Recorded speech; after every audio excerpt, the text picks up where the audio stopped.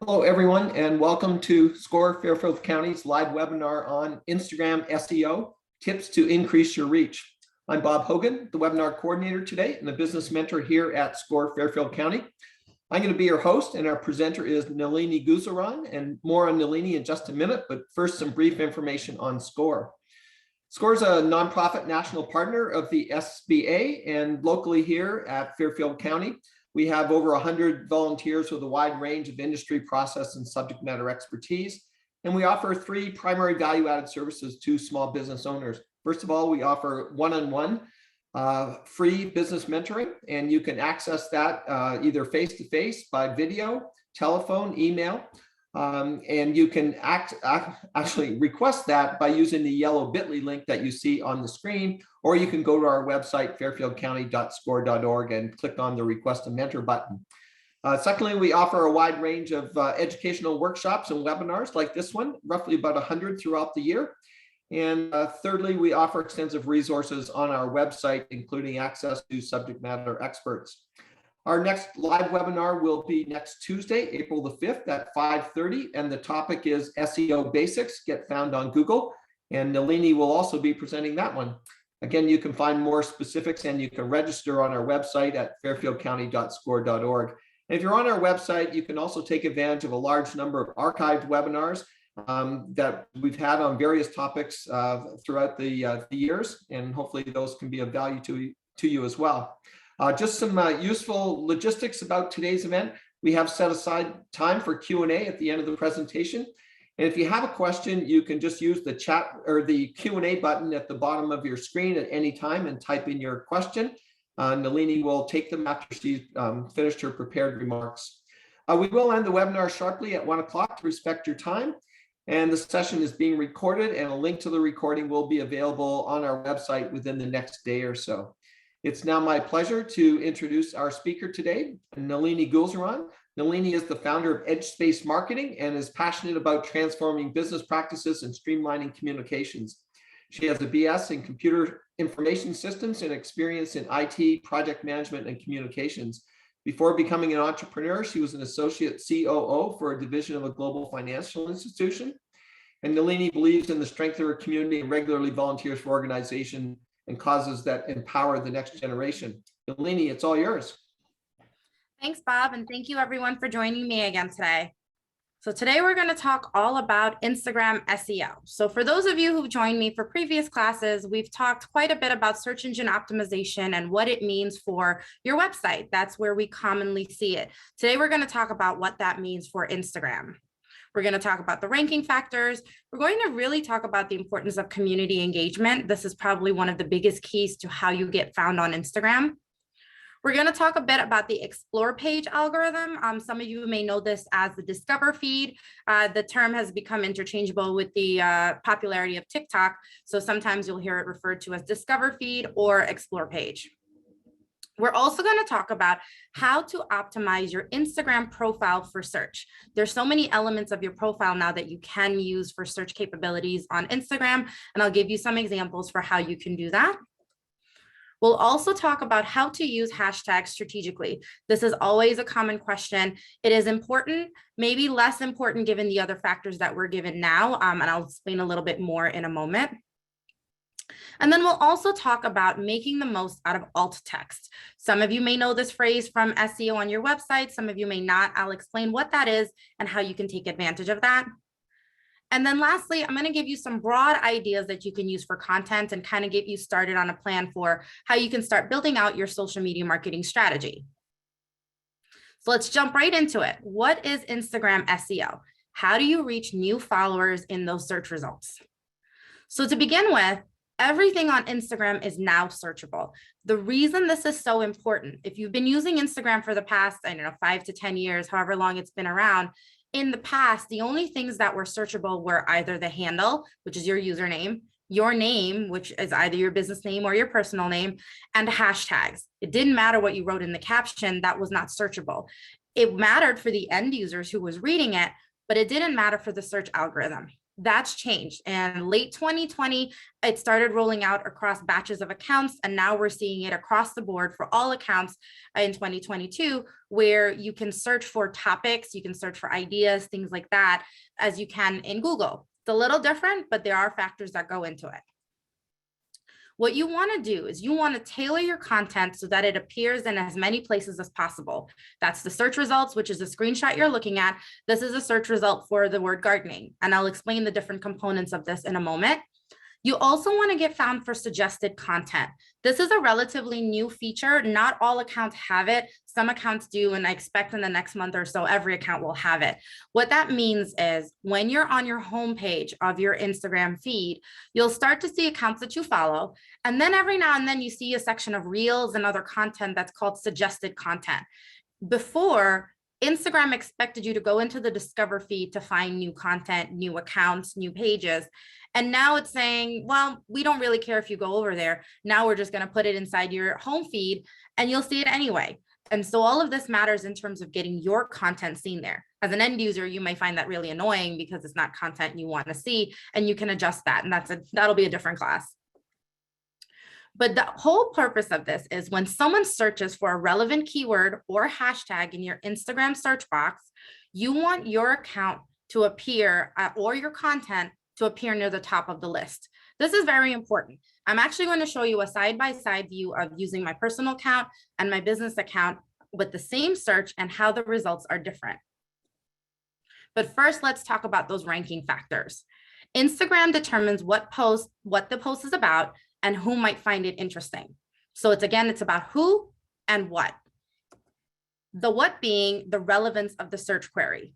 That's really around the topic, the content, just in general. If you typed in, like I typed in the word gardening, it was very broad. If I got really specific, it's going to give me different results. It's also taking into account what's known as the user activity. That is the end user and the things that they find interesting, the pages that they follow, the accounts that they engage with. Instagram's compiling all this information on us. But it's also taking account you as the creator. What accounts do you engage with? What accounts do you comment on and follow and like? And then also, what type of content are you putting out there? So it's trying to match that up. And I'll actually explain why that is very important in a moment. It's also taking into account the volume of search results. What that means is that sometimes, like the word gardening that I just showed you, has a very high volume of content. And that becomes a problem for Instagram because there's only a few boxes and results that it can show you. So what it starts doing is it starts ranking likes, shares, follows, basically the popularity of that post. The more popular the post, the more likely you are to see it. Less popular, less likely you are to see it. That's not the only factor. There are several other factors in terms of the search query and user activity that all matter. At the end of the day, your goal is to try to figure out what are your users searching for and how do you make sure you're found for that? I'm going to give you some tips and tricks around that. It does take quite a bit of research and planning and trial and error in some cases. And sometimes it actually takes just doing it and sticking to the strategy for a little while, because it is going to take Instagram a little while to give you those engagement points and build up your algorithm accordingly. So what I will say is don't get discouraged. It just takes a little bit of time. For those of you who've ever worked on SEO for your website, you also know what that means. And there was a very good question in the chat I'm going to take right now. The question is, what is an end user? So the end user is ultimately the person using Instagram. And the reason I'm describing it as the creator and the end user is that the creator of the post, that's me, Nalini Goolsarran, EdgeSpace Marketing, I'm the creator. You folks on this call who in your Instagram feed may see my content, you are the end user. And it's important to understand the differentiation, because at the end of the day, you need to know what's relevant to your end users. And then you need to know as the creator, what type of triggers you're giving Instagram. Thank you for the question, Ginny. So as we talk about a little bit about the explore page, right? Or the discover feed, how does it work? Let's first talk about your home feed. If you're on Instagram, it's a little house button at the bottom of your screen, and it takes you to your feed. This is content from your friends, family, and other people that you follow. And actually, I neglected to mention here, suggested content, which is showing up in several accounts across the board. The Explore page, what it's trying to do is they use the phrase surface content. What that means is that it's bringing content to you that you have no direct connection to. You're not following them, they're not following you. And so these are accounts that you're not directly linked to, yet Instagram thinks you might find this content useful. This page is personalized for each user based on what they engage with on Instagram. So if you're into food, if you're into art, if you're into plants, if you're into nature, these are the type of things that are going to show up. You have to remember, Instagram's goal is to try to keep you in the app as long as possible. And the only way to do that is to show you interesting content that you want to see. So it continues to tailor your home screen or home feed, and then it's tailoring this discover and explore page with giving you content that you might not have seen before that you find interesting. Now that's you, the end user. You as the creator have to take that in mind and say, how do I get my content over there for my potential clients who are the end user? Your content is more likely to appear in the explore page if it's published by an account that you've interacted with before. Meaning you may not have followed that account, you as the creator, let's be clear. I'm the creator, I may not have followed that account, but I'm in my discover feed or my explore page. And as I'm looking at it, it's showing me maybe a plant page or a gardening page. And I'm using that specific example because those are two that we're going to talk about in this presentation. When I'm looking, I may have previously liked or commented on an account's photo or video as it showed up in my suggested content or while I was playing around in the discover feed before. I may not have followed them. They may not have followed me, but there was some engagement previously. And so that's the key in terms of knowing who your end user is, who you are, and what type of engagement you are doing. If you are only posting to Instagram and never commenting, liking, or doing anything in Instagram, the chances of your content getting seen is very low. If you're very active on Instagram in terms of using Instagram personally, liking, commenting, following, opening the app, engaging with things, Instagram will show your account and your content to more people. So just to kind of remind them, kind of underscore this is very important. The more you engage with users on Instagram, the more likely you're going to have your content and account seen on the explore page. That is, if you like, comment, and save. That is, if you watch Insta stories and engage. And of course, if you stay positive. It is very easy to get caught into arguments on Instagram or disagreements on differing topics or controversial topics, or sometimes it's a topic that may seem innocuous and it turns out to be controversial for the person that you're speaking to. What you want to do is minimize the amount of times your account gets reported. The more your account gets reported, Instagram's going to penalize you for quote unquote bad behavior, and your content will not get seen the way you expect it to be seen in terms of engagements. You won't see the likes go up, you won't see interactions, those type of things. Now, one of the ways that I can give you this as a real example, I have two Instagram accounts. I have a personal account, I have a business account. I'm very active on my personal account. My feed and my explore pages are curated for what I like because I spend a lot of time in my personal account. Whenever I post to my Insta story, I see about 150 to 100, depending on the day and what the content is, views on my Insta story, and I get some likes on it. I get some engagements with it. Also, these are people that I personally know, about half of the audience. On my business page, I am less active. And the reason for that is because I'm doing this for everybody else. I don't spend as much time in my business page. And I find that my Insta stories are seen maybe 20, maybe 30 times. It's a very honest revelation in terms of how the algorithm works. Very active in my personal account, high engagement rate. Not so active on my business account, low engagement rate. So keep that in mind as you want to separate your personal and your business accounts, but you also want to make sure that you're doing your engagement so that your content is seen. So let me give you a quick comparison of search results. On the left side, we have my personal account. On the right side, we have my business account. I search for the term plants within minutes of each other on both accounts. And what I want to show you is notice that some of the suggested content is different. Plant decor is clearly a high performing key phrase. It must be very popular. So folks are looking for it. Instagram recommended it. But on my personal page, because I'm a planty, I have a lot of plants in my house, and I tend to look for types of plants. And most recently, I was looking for air plants and other types of low light plants. And so it's suggesting things that I might be interested in. On the right side, we have my business page. Also gave me plant decor, but now it's mentioning ZZ plants. Don't know that I've ever looked that up or interested in it. So Instagram's a bit stabbing in the dark because it doesn't have enough information on me on my business side to know, is this something I'm interested in and what are the things I'm interested in? Also looking at this, these are suggested accounts that I might want to engage with. And if you look at it, you'll notice that there's a couple in here that are the same. They're ranked differently, but mostly they're set up differently. So this is why it's so important for you to give Instagram those keys around what you're interested in. And as you can see in this search, I'm functioning, going back to the earlier question, I'm functioning as the end user in both cases in the search. And based on my activity on Instagram, I'm getting 2 different search results. Right underneath that, there's a tiny little blue button that says search all results. This is what the screen looks like. On the left side, we have my personal page. On the right side, we have my business page. And again, you'll notice that they're laid out differently. There are some images in here, posts that are similar. That means that those have high ranks of popularity. Remember that relevance of search. But there's other ones in here that aren't, or they're listed in a different order.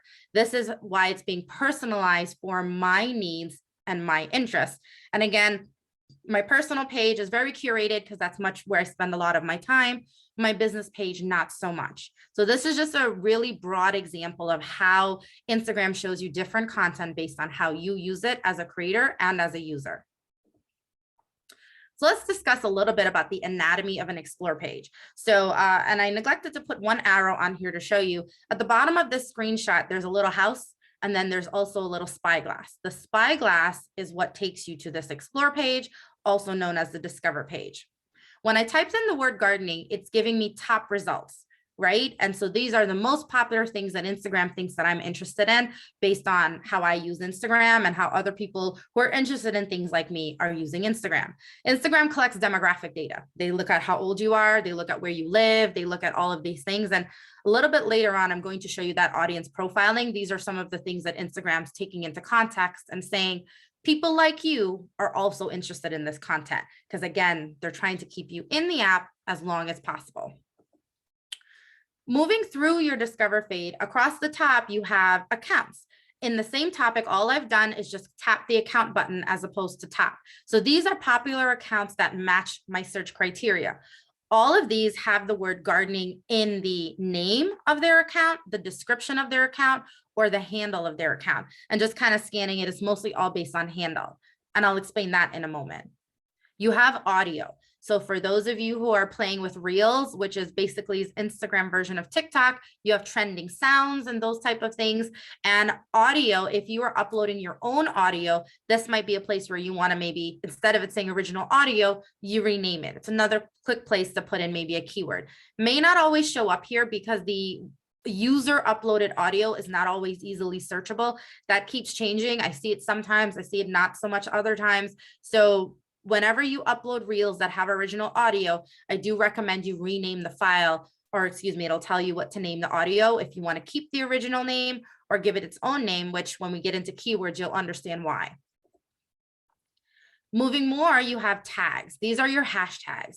These are all hashtags or the top performing hashtags related to gardening. Underneath the hashtag is an indicator for the popularity of the post, and they're ranked in popularity order. Sometimes it's a little out of order if you look at it. So for example, gardening at the top has 26 million posts. But if you jump to the bottom of the list, Gardening Australia has 505 posts, but the one directly above it, Gardening 101, has 153 posts. Now, you may ask yourself, why is that out of order? If something with more posts, shouldn't that be more popular? Not necessarily. Because something has more posts, that means more users are using the hashtag. The popularity is really indicated by how many users are liking, following, engaging, saving. All of those key indicators or those ranking factors is what makes that hashtag more popular. So the amount of people posting on that hashtag counts, but also the higher level of engagement on that hashtag is what's higher, I guess, for lack of a better word, ranked higher. Then lastly, we have location. If you are a business with a physical location, you want to make sure you have your location listed on your Instagram profile. You have a choice when you create an Instagram profile. You can have a personal account, which is not linked to a business page or a Facebook business page. You can create a creator account, which allows you a lot of the features of the business page, but not all of them. And then you have the business page, which again, it's kind of a trade-off for the creator. What the difference primarily is between a business page and a creator page, in my opinion, there's lots of factors, but there's two major ones. If you have a business page, you can list your address, whether it's specific or you listing it just by the city or state. You might have a virtual business that's hyper local, though, and you service a specific area. You want to include that. But the downside is that if you are into reels or using music on your Insta stories, you don't get access to the popular or trending music. I believe that has to do with licensing and how businesses use accounts. But if you switch to a creator account, you do get the ability to use these fun music tracks. However, you're not able to list your business location. So for me, I am a business. However, I have a virtual business. So I opted for the creator account because I prefer having access to that type of music and those stickers on my Insta story and reels versus just the business account where I don't get access to some of the fun music. When we talk about optimizing your Instagram profile, this is an important decision to make.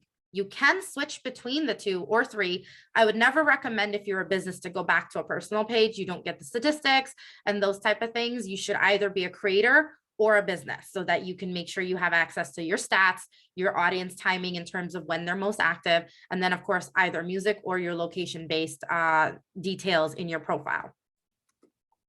So let's talk about how we make your profile work for you. I took a screenshot of my profile this morning, and I'm going to walk you through the different parts of the profile so you can understand which parts can work for you. So first, you want to talk about your bio. So your bio is limited to, I believe, 120 characters, including spaces. So it's a bit tricky to fit everything you want to fit in there, but it's doable. What you want to talk about is who you are, what you're about, and what kind of content people can expect when they're looking for your page. Instagram is also taking this into context in terms of what have you said in your bio and then what type of content you're putting out there. So in this case, I can put keywords in here, which I did. I used the hashtag small business. I used the hashtag nonprofit. And rather than getting into marketing language around, we can help you grow your business, I got really specific and said the types of services that I offer. Now, you have all the choices that you want to put words in here, keywords or otherwise. I opted to use my services as keywords since I know that's searchable now. You also want to determine if you want to use keywords in your handle and your name.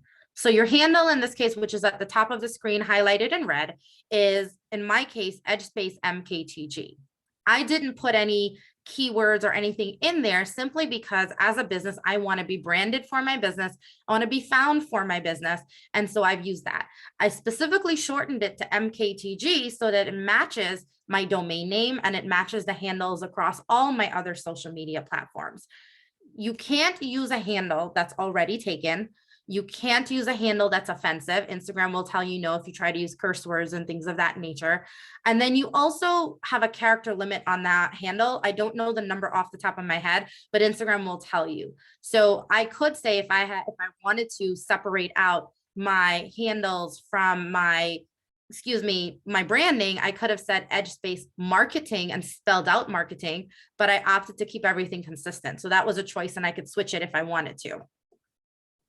When we get to talking about the name, now this could be your business name, this could be your name. So I could have named this Nalini Goolsarran. I could have named this EdgeSpace Marketing, could have also said small business marketing, because remember, my handle has my business name. So this part that has my name, maybe I want to put in keywords.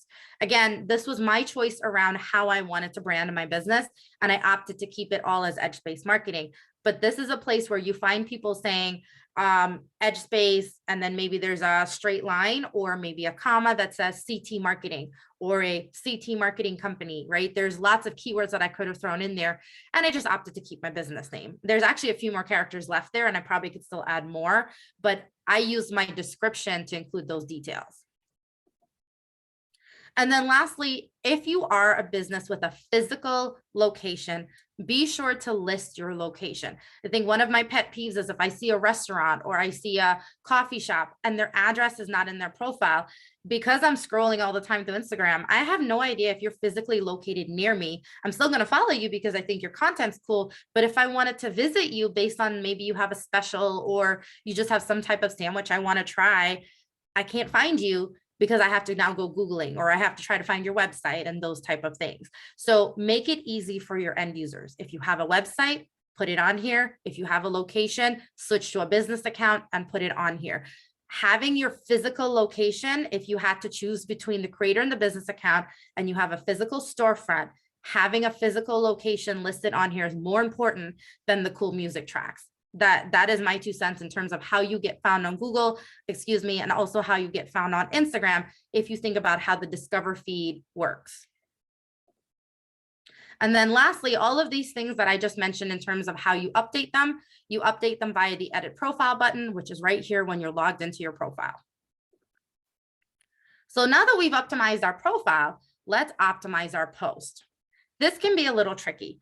The most important thing for you here is to start thinking about that end user. What do they want? So in the early days of Instagram, what you put in your post caption was not searchable. I mentioned that earlier, and I'm reiterating it because for those who are longtime Instagram users, this is a completely new trend that's happening. So now your post caption is searchable. You want to be descriptive, and you want to use the body to target specific high value keywords. So if I'm talking about marketing and I'm talking about search engine optimization in a post, I may spell out search engine optimization. I may then mention SEO later. I may get into specifics. This is me knowing that these are some of the keywords that I want to make sure people are finding me for. You then want to make sure that you're also using hashtags that are relevant. In the past, there were only hashtags that were searchable. Now that the hashtags are working in conjunction with your captions, you don't necessarily need to use all 30 hashtags, and you want to be careful of using spammy hashtags such as explore page or discover feed. Those are common things people used to use to try to get found. Instagram's gotten smart and it doesn't rank you for those type of things. So now what we're looking for is how to aim for 10 to 20 hashtags that are a combination of my topic. So if I'm talking about marketing or SEO, that are a combination of my niche. So maybe small business marketing tips, my location. So if I'm looking to target businesses that are hyper local, so I'm in the Stanford area. So if I wanted Stanford local or Stanford CT, I'd do some searches to see which of those hashtags are performing. There's my brand. So if I had a specific hashtag for EdgeSpace Marketing, or I have a client, UCBC Bagels, and they use the hashtag wait till you see. That's a brand related niche hashtag that we would use in posts. And then of course, trending topics. So yesterday was Mom and Pop Business Day. So if you were posting yesterday, you may have used the hashtag Mom and Pop Business Day, especially if your post was about being a mom and pop business. So that's an idea of how you use trending topics.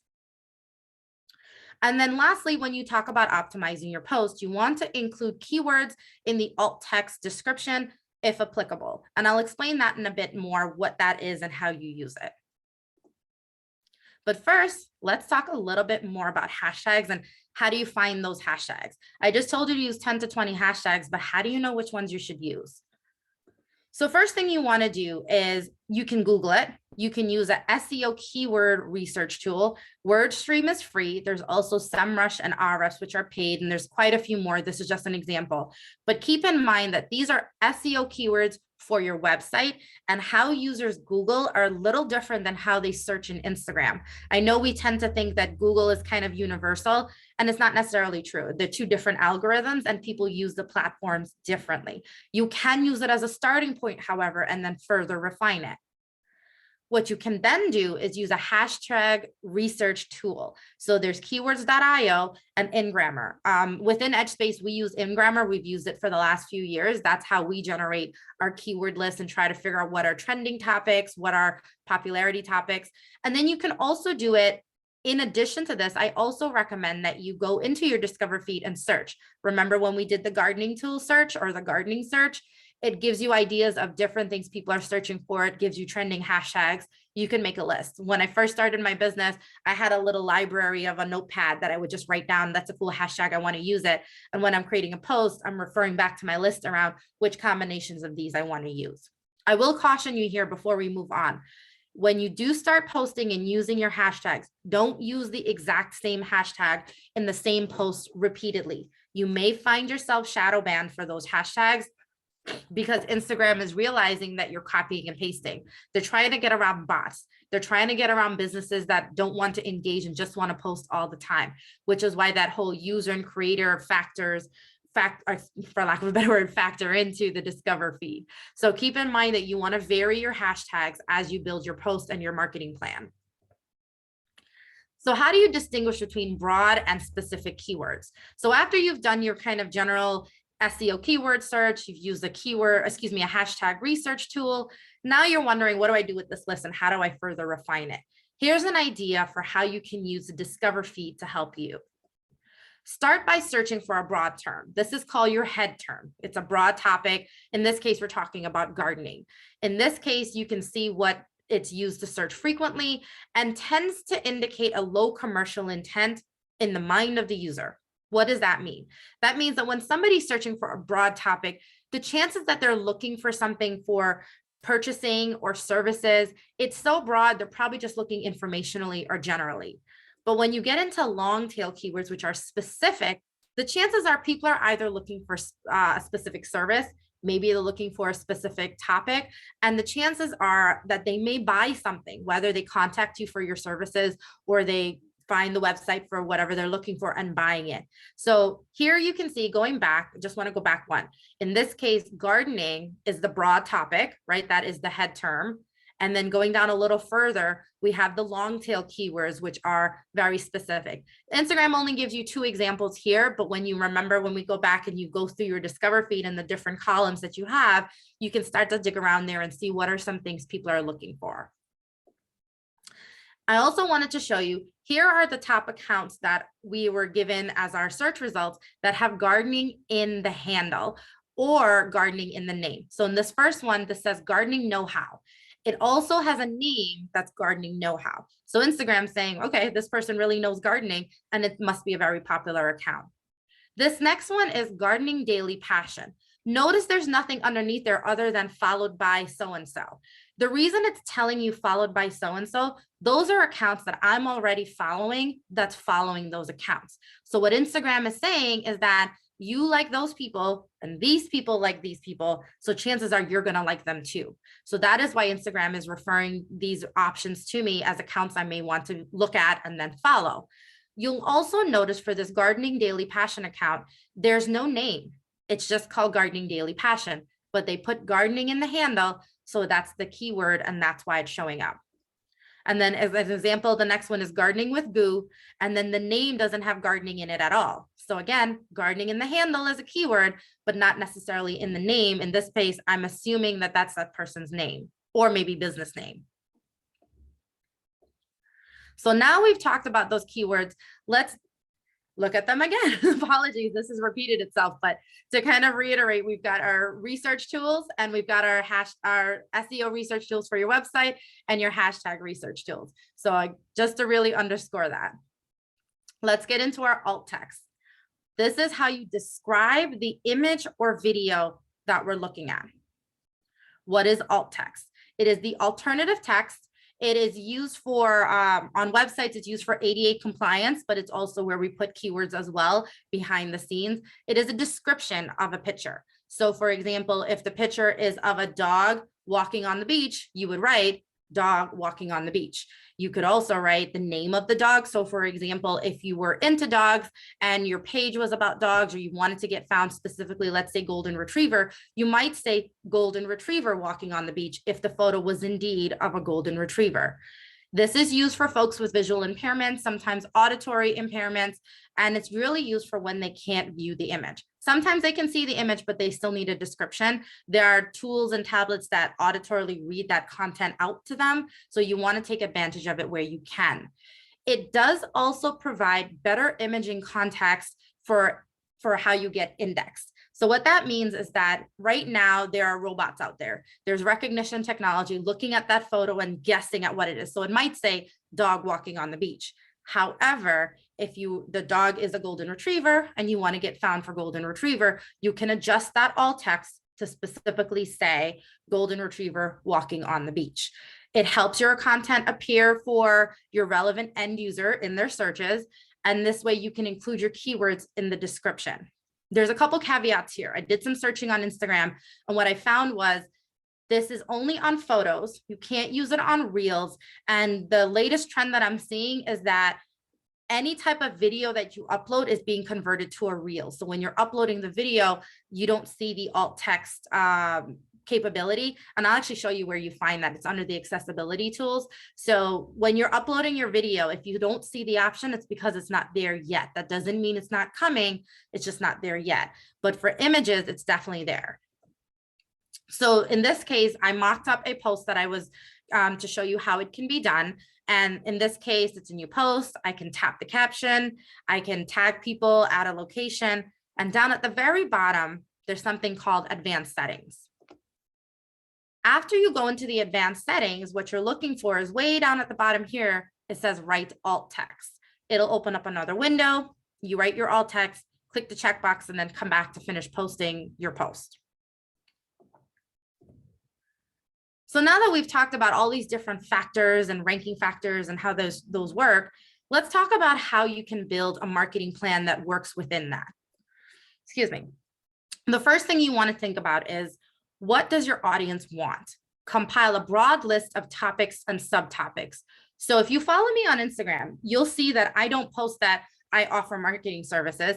Instead, I post about digital marketing tips. I post about SEO. I give specifics around upcoming classes. These are all things that are topics and subtopics around. Even on the SEO space, sometimes I break down little SEO tips and saying, like, for example, after this class, I'm probably going to go do a post about the alt text specifically, rather than getting into, hey, I can help you with that. It's really, here's how you can find where to update your alt text and why to use it. Some questions you can ask yourself as you're trying to figure out what goes into my marketing strategy. What topics relate to what you do? Not just what you do, but relate to what you do. Which topics and trends are your users, your end users, passionate enough to discuss online?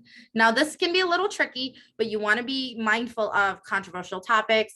But for example, for many of you, you may have heard, because it was very popular, what happened at the Oscars a couple nights ago. If it's something where you can either make a joke about it or you want to opine on it, just be mindful that it can be a tricky space to navigate. So I often tell businesses stay away from it unless that's the type of business you're in. If you're in the entertainment business, that's highly relevant and you'll probably want to do that.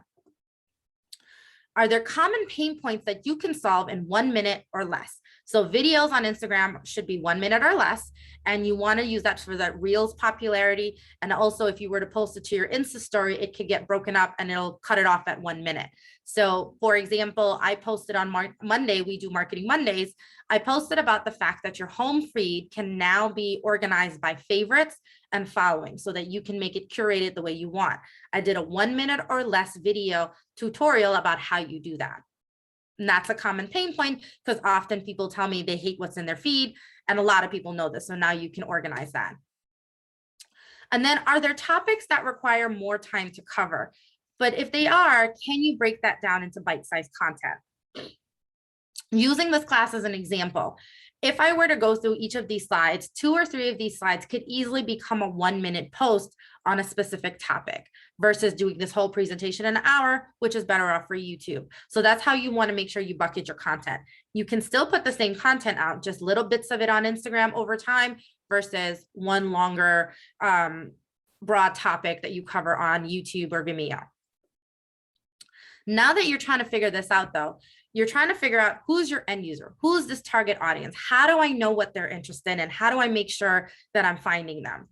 So you first want to build your target audience profile. You want to know their demographic information, their behavioral information, psychographic, and geographic. I'm going to break this down a little bit for you for what that means. Some of this is guesswork. Some of this is idealism because you're building what's called your ideal client.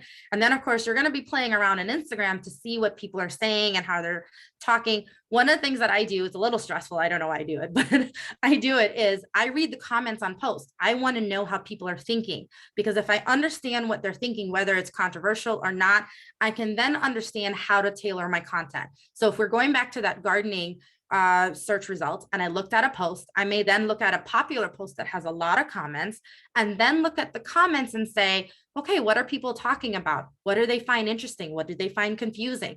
If I wanted to post about gardening, even though somebody else has posted about that topic, there's no reason you can't post about the same topic.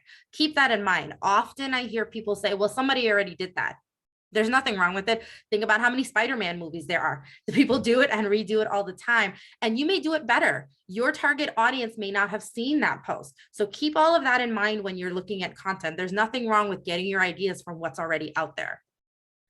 When you're looking at your demographic information, you're talking about age, gender, nationality, ethnicity, occupation, income, and family size. You may say to me, why do I care about all of that information? If you are, for example, a car seat manufacturer, you're going to be interested in people that have a demographic that includes family and probably a certain level of income, especially if you're a luxury brand. If your clientele needs to make a certain amount of money or be able to afford a certain expendable wealth, right? They have expendable income that they can spend on your product, then you want to have that in mind and look for people that fit that niche. Again, this is information for you as you build your marketing profile. It may not necessarily translate to specifics on Instagram, but this is information you should know. When you think about behavioral, this is their brand loyalty, the benefits they're looking for, that could break down to cost. Some people are budget shoppers, and I'm a budget shopper. I have no problem admitting that. But when it comes to certain things, I'm looking for maybe rating or user reviews, and then my budget may adjust based on those type of reviews or popularity. Their status, meaning how active they are and how often they're using whatever your product is and or Instagram. And of course, special occasions. So if you're a florist and you're selling flowers for Valentine's Day, then you might want to think, okay, Mother's Day is coming. That's a special occasion. So that's why some of those things matter. If you're looking at someone that has families, and again, going back to that florist example, it's May, which means it's graduation season, it's prom season. So maybe you want to post towards prom. That's why it's important to know what occasions matter to your target audience. When you have geographic, you have region, country, population, and climate. Now, geographic is kind of self-explanatory if you're a hyper-local business, but if you're a e-commerce business, but you sell bathing suits, climate matters. We don't live in bathing suits weather right now. Bathing suits in the Northeast will probably only sell in the summertime in high volume, but in the winter months, it's probably people escaping the cold and going on vacation. So you want to think about how you're tagging things, whether you're location tagging posts or you're tagging using hashtags for location specific areas like Miami or the Bahamas or something. And then lastly, psychographic. This breaks down into their lifestyle, their personalities, their values, and their interests. In the past, businesses tend to stay away from controversial topics, and they don't really share a point of view on things that could be controversial because they want to stay neutral. It's becoming a little hard for that because as your user base has more access to information and they kind of want to know if your values match their values. So you want to be mindful in terms of what information you're sharing and how that may come across, and think about the optics on things. You may not mean something a certain way, but if it's received a certain way, make note of it and then adjust accordingly, whether you need to take down a post or adjust the caption on it or something to that nature.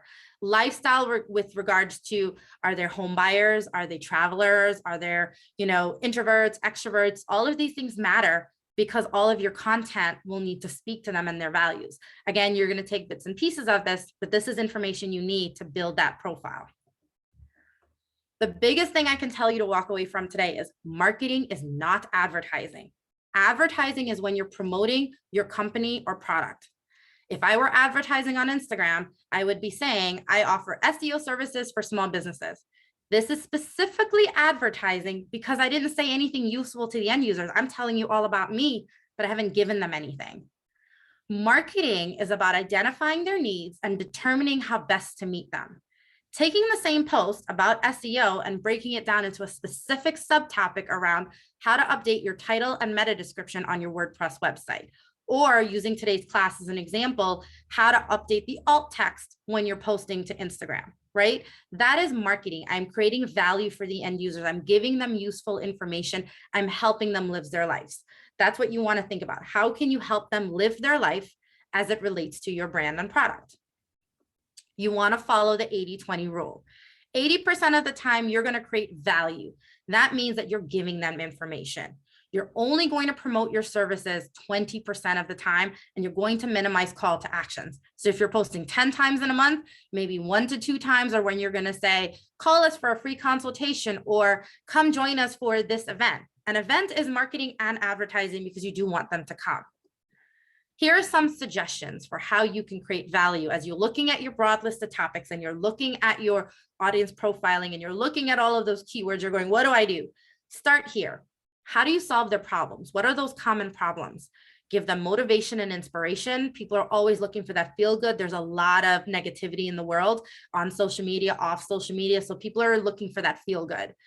Answer frequently asked questions. It's very often that people come to me with questions that I tend to use that and say, okay, people are asking me about this. I should do a post about it.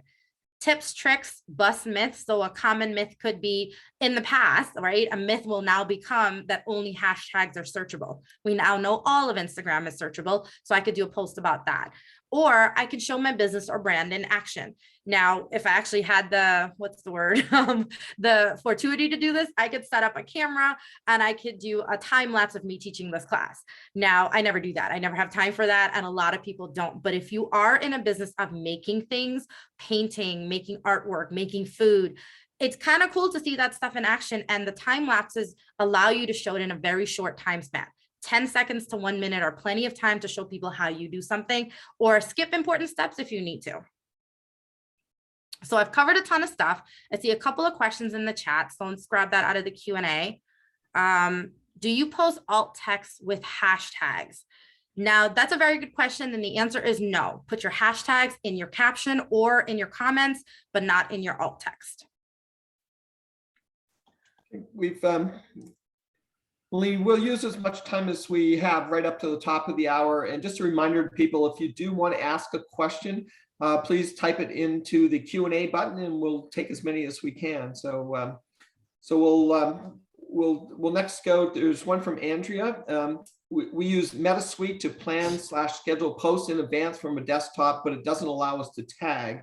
If using Instagram on a mobile device, you can tag, but we don't know how to access or use the planning scheduling feature. Any advice on how to do this, or doesn't this matter if everything in the post is now searchable?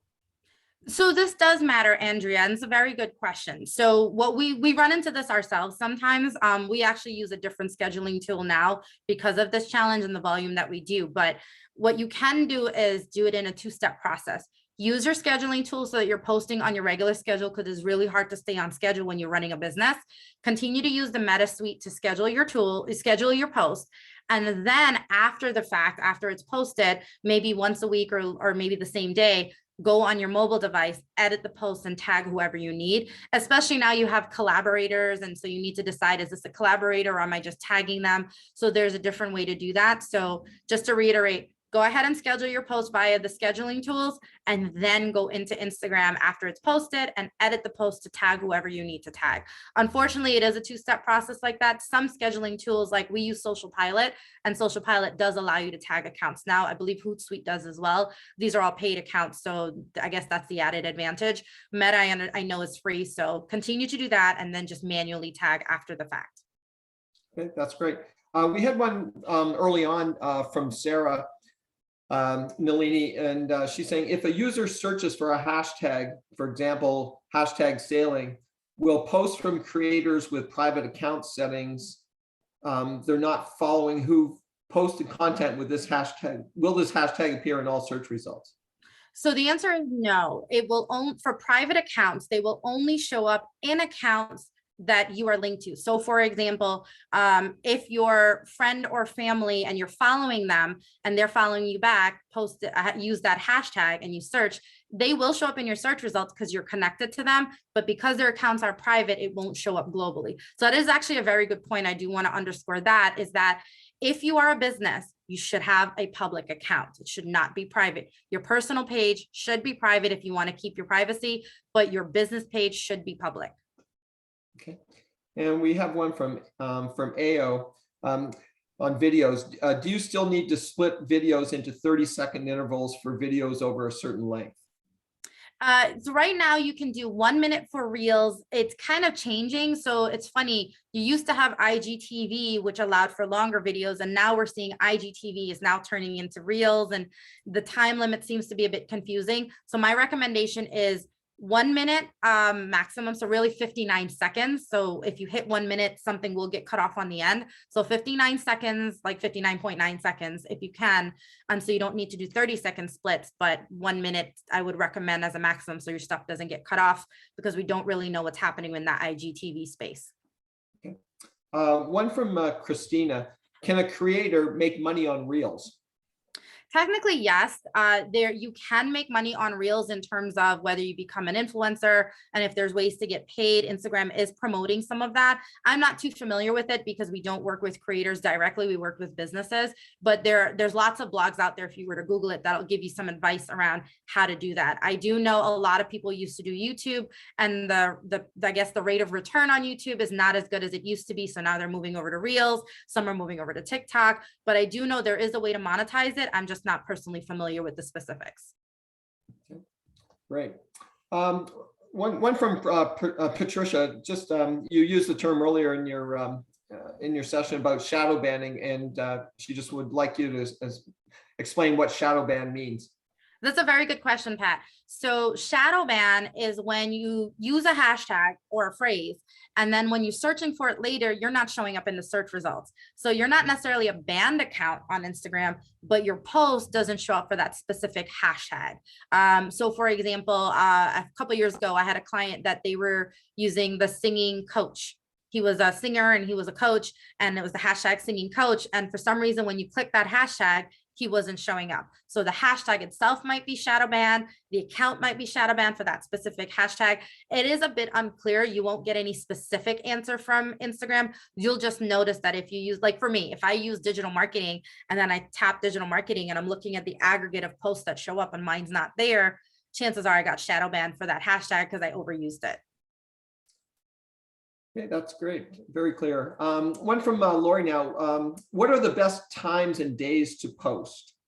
That's going to be very specific to your audience base, and that's going to continue to change. So for example, if you have 100 followers today, right, and then you follow the tips I just gave you and you start engaging, and now you have 200 followers, the times that your users were most active will change based on those new users. So it is really user specific and account specific. So you're going to be wanting to take a look at that every month or every couple of weeks to see, as your following's changing, what days and times are popular. Sometimes we find that regardless of what day and time's popular, we're going to post on a specific day because we want to hit a specific cadence. And I'm actually going to take the next question now, Bob, which is around how often you should post. Perfect. Because they kind of relate to each other. How often you post is technically a personal choice. I recommend no more than 2 to 3 times a week. You have to have really, really compelling, funny, interesting, educational type content in one of those verticals in order to be posting daily to your feed. You can post your Insta story as many times as you want. Right? I recommend no more than 10 to 12 times a day. People get fatigued unless it's super interesting. Your Insta stories, they disappear after 24 hours. They're a great way to show behind the scenes. It's a great way to share your opinions and thoughts or something, share other users' content. So you can do that daily. I do recommend that daily, but posting to your feed no more than 2 to 3 times a week, unless you have events or other really compelling things that you need to share. Great. Nalini, the next one's a long one from Michael, so I'll let you I'll give you some time to read it, and I'll try and read it aloud here too. Okay. Michael has a question on SEO/customer trust for a new company, example, business name comprised of a number in one word, planning to set up its social profiles. Would the pros outweigh the cons if we preemptively register the many variations of the business name on each of the social networks? Going with the name example, a space between the hashtag and word, no space between hashtag and the word, a dash between, a dot between, an underscore, etc. Even though we'd only build followings with and post one main account and leave the others inactive, I'm not sure if users looking our name up on these networks would lose trust when they also see so many inactive variations of the business, may set up a false alarm in their minds that our brand is a scam. I also had much concern that there may be other businesses in other states with our same business name existing now or in the future, that if they take the variations will cause marketplace confusion to visitors searching the business name. So do the pros outweigh the cons, or do the cons outweigh the pros in terms of the net result? So long way to say, but I think you get the gist of it in terms of. Yeah. So So to just summarize that for those on the call or those watching it on YouTube later, essentially what's being asked is I have a new business and it's kind of like what people do with domain names, right? So I can do EdgeSpace Marketing, EdgeSpace MKTG, Edge.space, EdgeSpace dot, right? There's all these variations for how you can get your handle. And what he's trying to ask is, can I get those handles and essentially park them? Don't use them, but I'm parking them so other people can't register for them. You technically can. Here's the thing, because there's so many different ways to get around that, people will find a way around you if they wanted to.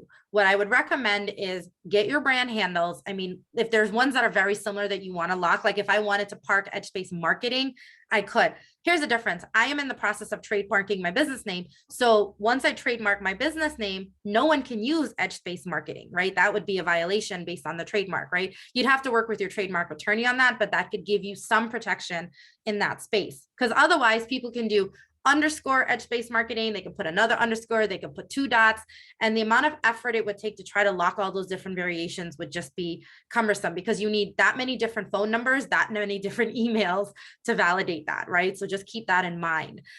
What I would recommend is set up your business accounts with your primary, however you want to be identified primarily, and then build good quality content. No matter what other businesses are out there competing with you, the more qualified, good content that you have, the higher your following will be. So focus on building good content as opposed to worrying about locking the business names, because they will always find a way around it no matter what you do. Perfect. I think that's excellent advice. Here's one from Catalina. She's asking, how can you research which hashtags are doing well or are popular? So you can use one of those hashtag research tools, and I'm actually going to bump back in my slides really quick. Let's see if I can do that.